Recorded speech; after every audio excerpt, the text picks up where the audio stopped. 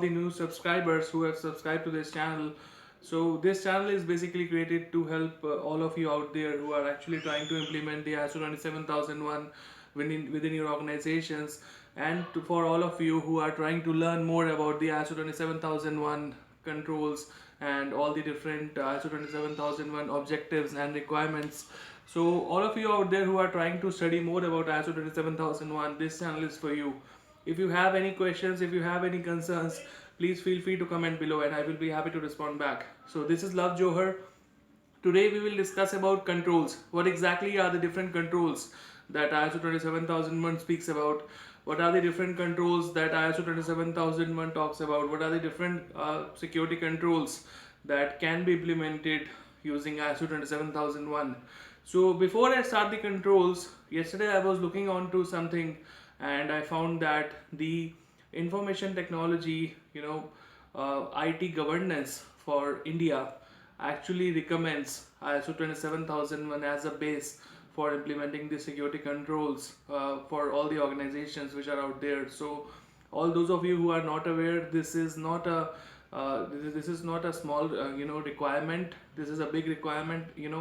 If the government is asking us to do something, it is of really importance, and it is very important in its own terms. So when I read that article, I'll try to share the exact details with you, and it clearly states that it's kind of a mandatory requirement for all the companies to follow ISO 27001. Okay, so we should make sure that ISO 27001 is followed religiously.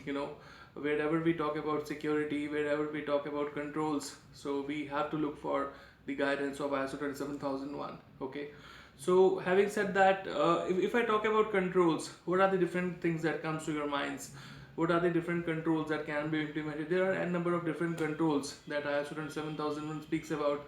There are different controls for HR, there are different controls for cryptography, there are different controls for encryption, there are different controls for types of information and how to protect them. I've already covered most of these controls in my videos, and I've already discussed a lot of detailed information in regarding to all these controls which are out there. However, I would like you to go there and watch out these controls in all these different videos that I have posted out here, so that you can actually understand what exactly are the different requirements of implementing these controls and what exactly can you get out of them.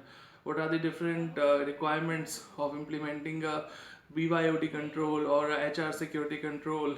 There are a number of different controls out there. So basically at the end of the day, it's your call to decide which control you have to implement, and again, I am here to help you.